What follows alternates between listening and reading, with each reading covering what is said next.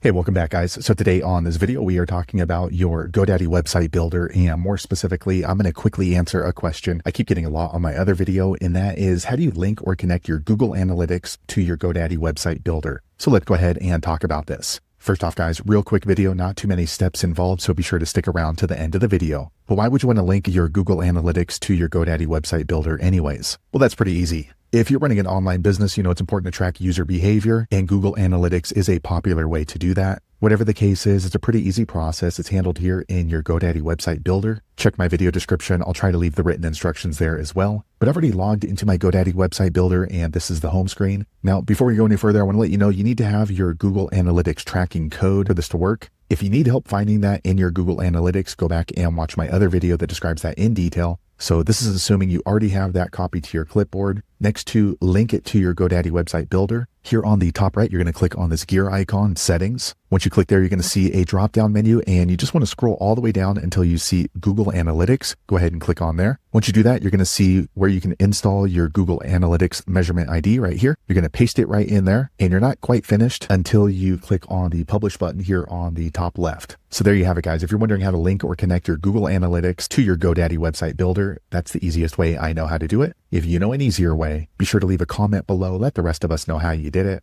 Hopefully you found that video useful. If so, click thumbs up, or maybe consider subscribing to my channel, and I hope to see you on the next video. Thanks again for watching.